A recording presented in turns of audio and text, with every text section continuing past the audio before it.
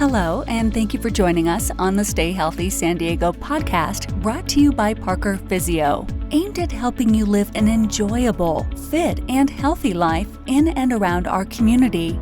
And now, introducing your host and author of Aging Smarter, Dr. Matt Parker. Hello, and welcome everyone to another episode of Stay Healthy San Diego. It is your host, Dr. Matt Parker, physical therapist. I'm incredibly excited for today's guest today. Today's guest is Pia Maffei. She's the founder of I'm a Clean Eater, the author of 10 Commandments of Clean Eating, and the creator of the online course Get Food Smart, Get Real. She also is the owner of a health food store called Artisan's Palate. Pia, how are you doing today? I'm doing very well. Thanks for having me, Matt. I'm glad you're here today, and I said your last name correct, Maffei? Yes, you did. Thank you. Perfect. I always want to make sure I nail that. So, Pia, whenever I have guests on here, I always love to hear about their story, your background, how you got into clean eating, where you got, and how you got into this journey. Sure. So my journey really starts, I would say in 2013, but prior to that, I was in the technology field, and I was always into health. I think I'm a lot like everybody else that thought that they knew a lot about healthy eating and, kind of how we're taught to understand what that means. Just kind of, you just eat, 3 times a day, following the standard American diet. Don't eat too much sugar, but, everything in moderation. And so I followed these rules as I was in my career in technology. And then in 2013, I retired from technology and decided to open a gourmet gift shop in Temecula, California. Mm-hmm. And at that time, I was a 45-year-old woman 7 years ago, and really thought I was the healthiest I had been up to that point in my life, and really bought into the whole local farm-to-table movement. So I thought, wouldn't it be great if I had this kind of gourmet gift shop that supported all the local artisans in my area and brought this type of food to my community? Mm-hmm. And then as people were coming in, they were asking questions like, well, what's in it? And so I'd say, chocolate has sugar in it, or, the breads or the cookies. And a lot of customers were like, well, I just don't eat that kind of food. And they started telling me about their ailments. And this was the first time that I had heard about things like celiac. Well, actually, no, I had heard about celiac disease prior to this time. But the number of people that had different autoimmune conditions that were unknown to me. So I had heard of things like lupus and rheumatoid arthritis, but just kind of in passing. I didn't know a whole lot of people that had these different conditions. And so a lot of the people that were coming into my store, I started to learn from them. I really was open and started to hear what they were saying, that it was the ingredients that mattered. It really wasn't the type of food that mattered. And they were really, understanding that they had to restrict themselves, not deprive themselves, but restrict themselves. And again, this is 7 years ago. Mm-hmm. So at that point, gluten-free was kind of getting some steam, but not a whole lot of other terms were that prevalent at that time. And so I decided to listen and be open, which is some advice that I give today. A lot of the advice I give is those 2 words, just like listen first and be open, and then consider some of your options. And so it was not so easy when I decided to pivot away from just the local artisan products and to really start to dig deep into the ingredient list and understand what these ingredients were. So some customers I lost just because they wanted what they wanted, and that was okay. And now, we're thriving. We've been in business for over 7 years. We continue to do better and better every single year. And so that, in a nutshell, is my kind of brief to where I am today, which led me to write this online course. That's wonderful. Pia, I want to backtrack ever so slightly. I read a story Sure. about you getting a cupcake delivered from a local vendor, and Yep. and a late addition to the ingredient got added. And I want to dive more into that ingredients that you're discussing. You mentioned the Yes. gluten-free, but tell me about this cupcake story. Yes. So it all started with that cupcake, and I don't even like cupcakes.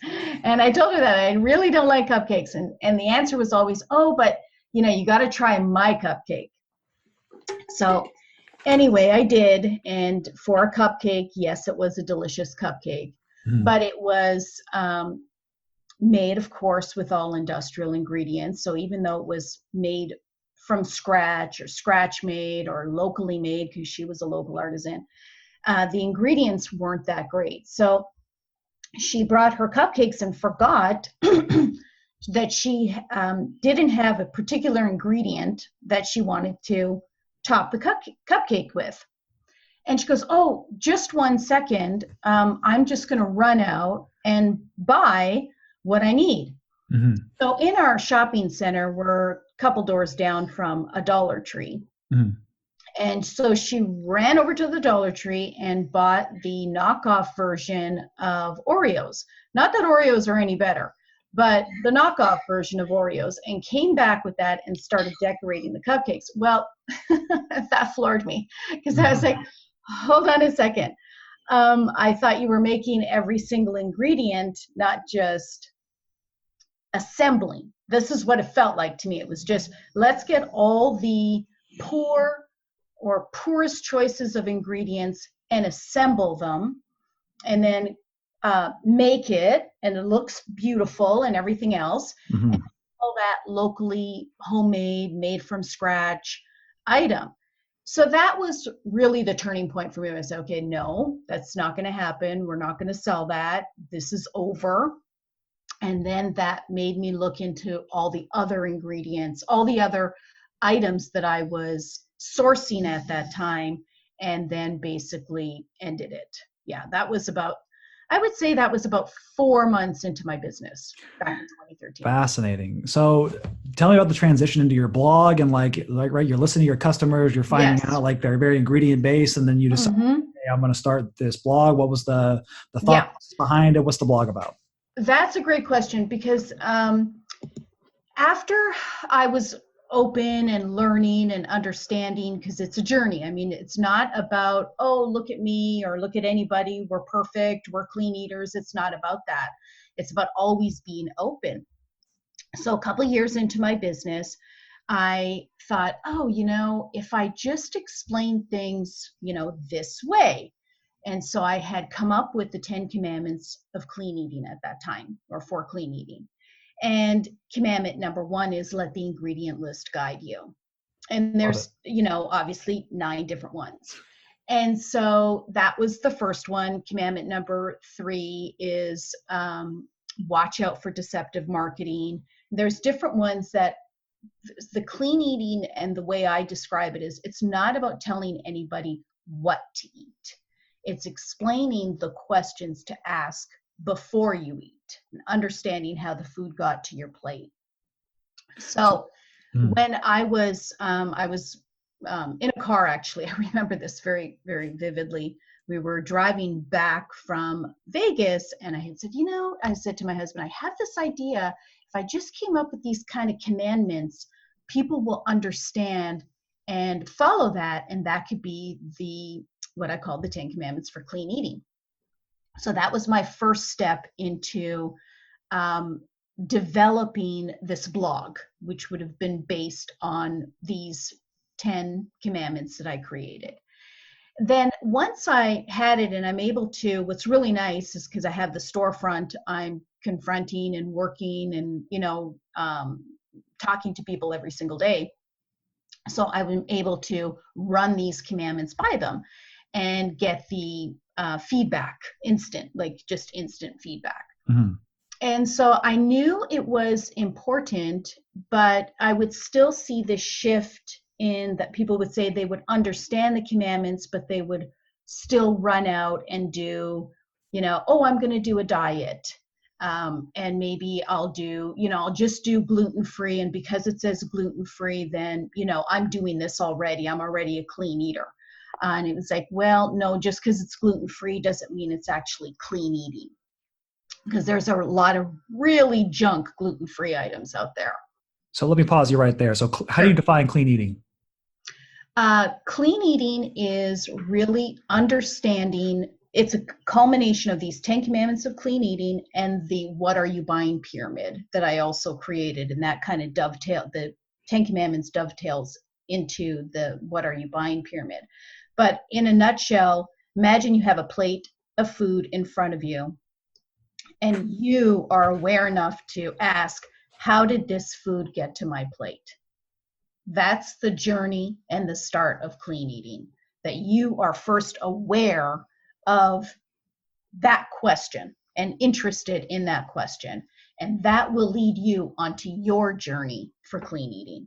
So it's very individual. It's not a platform that is, this is a one size fits all. So Matt's clean eating journey is Pia's clean eating journey. It is understanding first and having an appreciation for awareness. So I'm curious in this journey, and especially with all the media out there, it's just everyone wants to go to one style of eating is what I've noticed, right? So it's, hey, I'm vegan. Hey, I'm keto. Hey, I'm intermittent fasting. How do you respond, and what do you best tell people in regards to like pick a path, or is there some sort of belief system or background, and what does that look like? Absolutely. So I feel like I call these diet lanes. I feel like all these diet lanes have hijacked the term clean eating. And so people believe if they're vegan, they're clean eating. If they're keto, they're clean eating. If they're paleo, they're clean eating. And that's just not the case. So I created this what are you buying pyramid, which basically says you really don't know what you're doing and you can't make a change with what you're doing until you understand what are you buying. So it's kind of like people jump a step and jump over this what are you buying pyramid into a diet lane. And you can do veganism all at the industrial food level. So this pyramid that I've created has various, and it's not telling you how to eat, it's understanding first what you're buying. So at the base is what we call industrial food, and that is all types of food, proteins, produce, fast food, packaged food, whole foods, everything is at that level of industrial food. And that is an important level. I mean, 95% of the population is buying that food because that is the majority of the food that's in your supermarket and at the restaurants. That's the level, industrial foods. That's 95% of the food. So 5% go ahead. I'm curious. So you mentioned this pyramid. Is there a way we can find this pyramid to better understand this process? Yeah, it is on getfoodsmart.com.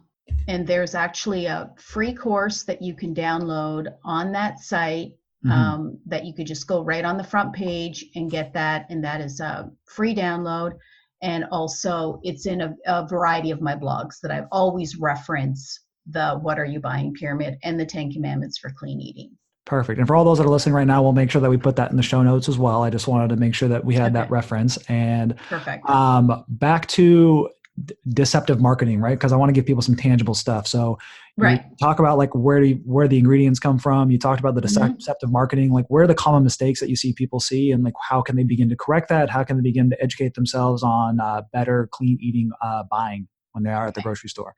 So let me go back and reference the pyramid to answer that and just continue up the ladder of that pyramid. So just imagine horizontally there's, a row, and name that in your mind if you can just visualize this.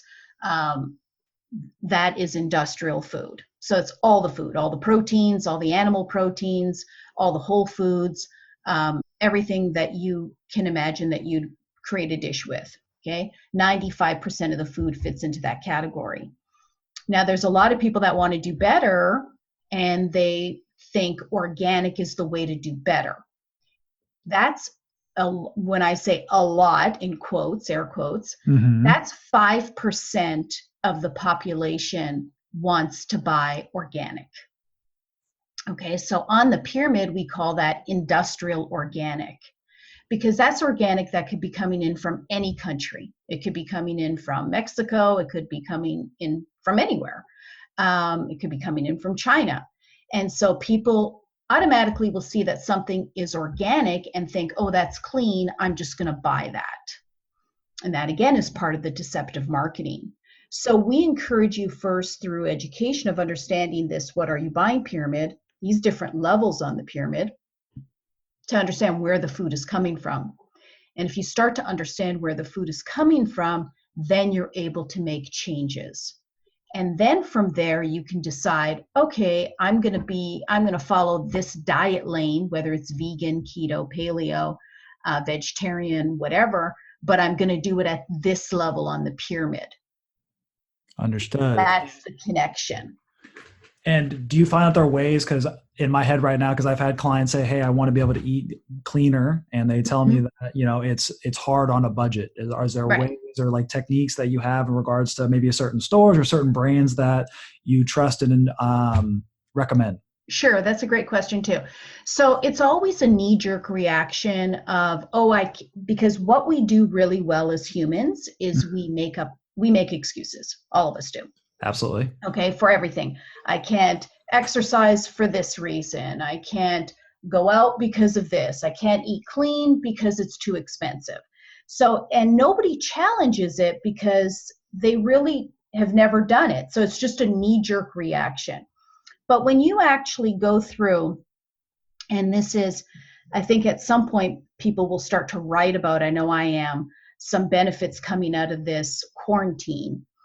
That we're all faced with at this time, is people are coming back into my shop because we're still open, because we're an essential business. And they're saying, Pia, what you've been telling me all these years is absolutely correct, because I'm not going out and purchasing, items that are probably, now considered frivolous, and sticking to core items, so basically the stuff I'm going to purchase, I'm going to cook and then consume, and then just have that. And they're able to buy the better items. So not just industrial organic, but local organic food delivered to them through a local CSA. They're able to purchase pasture-raised meat, which is 2 levels above industrial organic meat, and still have that room left over. I've had several customers back and said, I've lost weight, look better, and my bank account has not gone down, and I am, mostly consuming food from your shop, my shop, Artisan's Palate.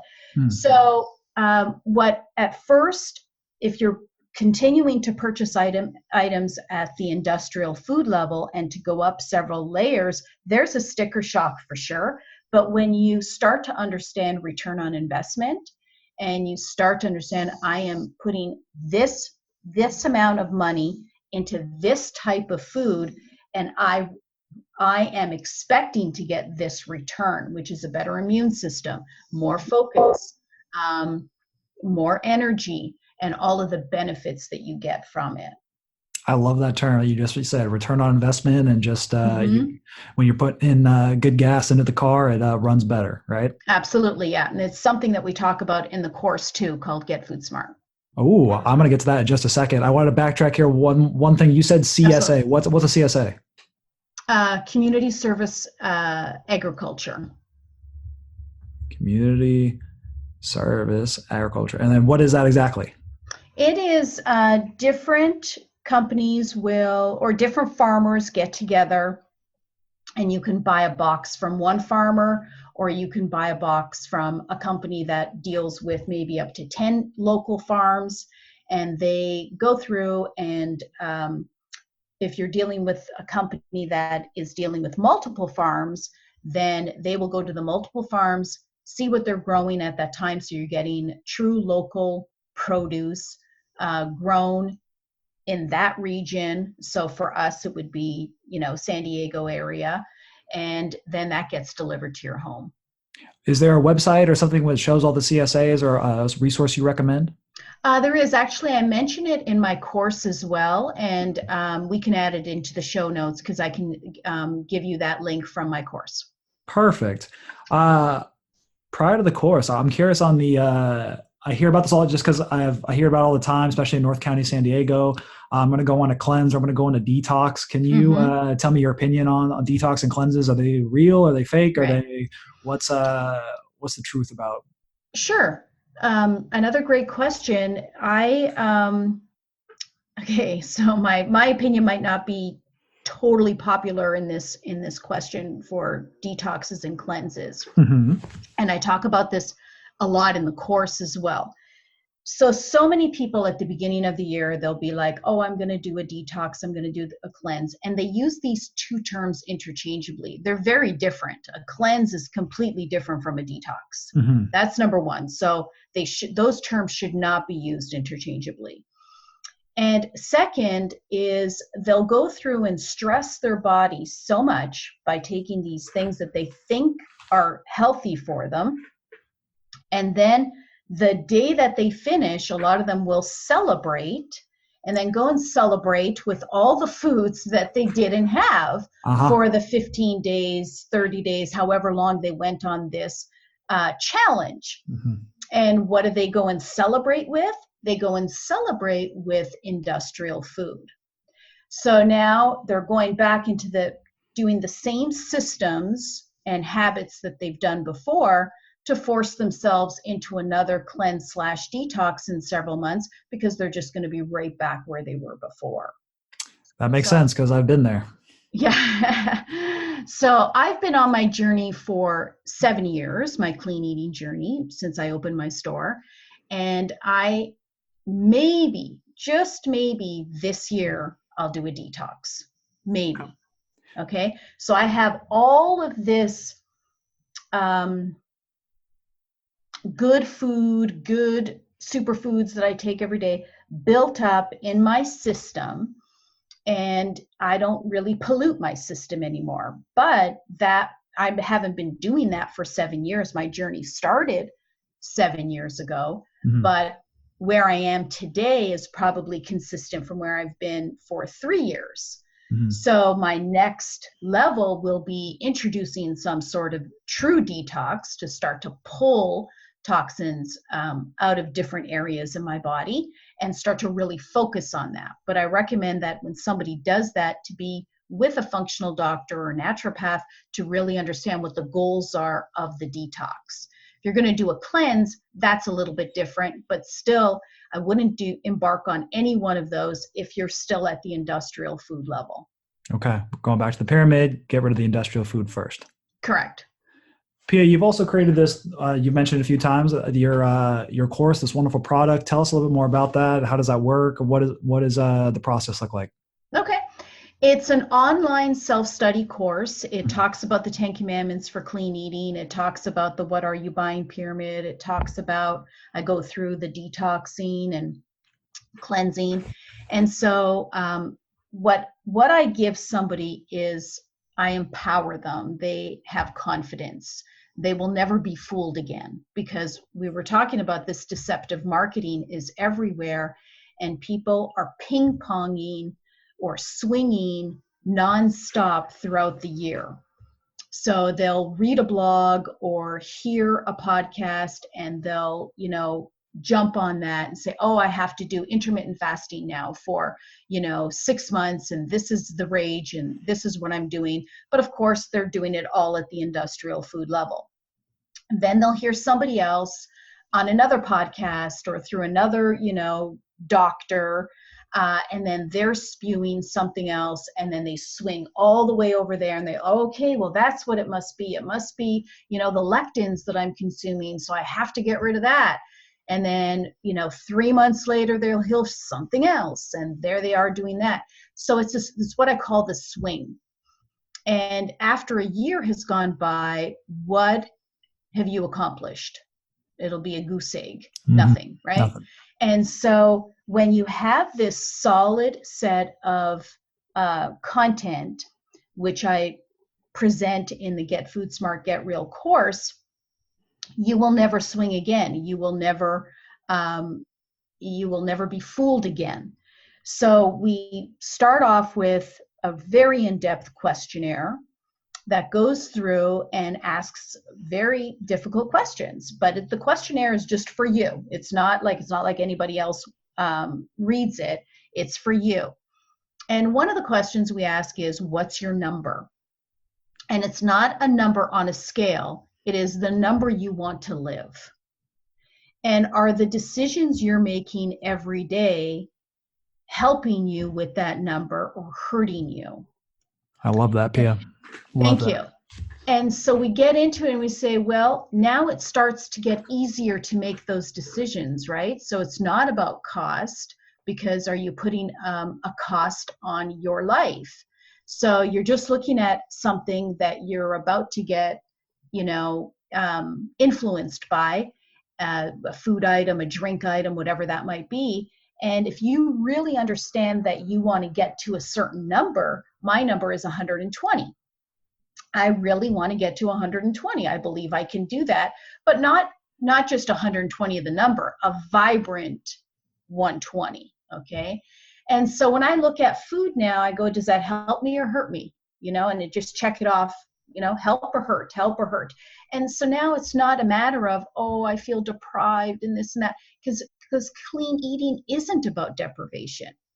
We eliminate items because we understand, oh, I might love it, but it doesn't love me back. I got to just face it.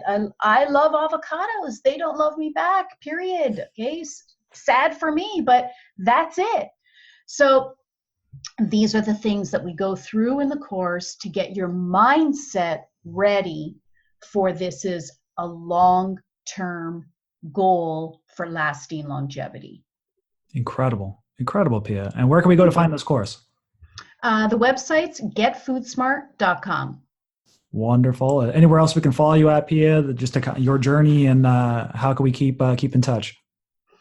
Probably the best way is, I think all my social is on through Get Food Smart. I also have a blog site called IamACleanEater.com, and you could go through and read my blogs there, watch some of my YouTube videos, all that. Lots of free content on there. You'll find the 10 Commandments, the Get Food Smart, all my blogs, and that'll be a great place so that you can, connect with me. Perfect. And then, of course, I'm on all social media as well, Facebook and Instagram. And all listeners out there will have all her links inside of the show notes that we're going to get from Pia right after this. Pia, any last-minute actionable tips for those listening right now? The biggest tip is try not to fall into the diet lane trap, because every year or 18 months, there's a new one. And by jumping into that new one, it's not really going to help you with your goals. So try to move away from the short-term goal, which is weight loss, to the long-term goal, which is lasting longevity. Love it, love it, love it. And Pia, because it is a local podcast, it is Stay Healthy San Diego, I always ask the last two questions are the same. When you're allowed to go outside, so this is going to be post-quarantine, what's the first activity you're going to do? I love hiking mission trails down in San Diego. So I'm a big hiker. Commandment number 8 of the 10 Commandments of Clean Eating is get moving. And so I try to do 7 miles every Sunday, up to 7 miles every Sunday. Mission trails is a great way to get that going. Great. And then I'm curious I'm more interested in your favorite restaurant. So one that you trust and one that you get here in San Diego that you can recommend, your hole in the wall, if you will. Yeah, so I don't eat out a lot because most restaurants are at the 95% level, which is all industrial food. So there's no return on investment at all. However, there are a couple gems. A couple of them. One is Good Anya in Encinitas. Down the road, yeah. And I love Chris, the owner. And I love them because, and her in particular, she's not a fraud. She lives this lifestyle. Okay, so she is She's brought a great product to market. It's an Encinitas. It's good, clean food.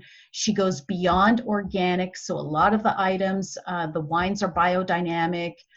She supports a local farm here. Our local farm is called Primal Pastures and Pasture Bird, and they sell pasture bird there, which is, in my opinion, well, I know it is 2 levels above industrial organic. So it's so much better than anything else you're going to be able to get at any 5-star restaurant. Awesome. Quality of food. And then my second favorite is Nectarine Grove. I think they also put out a really great product, real tasty food, and just a really nice option, especially for Sunday mornings. Pia, I love both those places because my office is smack dab in the middle of the two. Oh, so lucky. I'm in a pretty good location, I would tell you. So yes, both phenomenal restaurants. We're going to throw those in the show notes as well. Pia, thank you so much for being on today. You were an awesome guest. Thank you. I appreciate it. Thanks for having me. No problem at all. And we'll talk again soon. You guys take care. Thanks, Matt. Thanks. Bye-bye. Thank you for listening to the Stay Healthy San Diego podcast, brought to you by Parker Physio. If your pain is preventing you from staying healthy and active, and you'd like to avoid surgery, painkillers, or just want to get back to doing the things you love in and around San Diego, we offer both a free ebook and free over-the-phone consultation to help you figure out the root cause of your pain and the next best steps for resolving it. Find our ebooks online at parkerphysio.com/health-tips. There you'll find ebooks for topics such as low back pain, sciatica, shoulder pain, knee pain, and neck pain.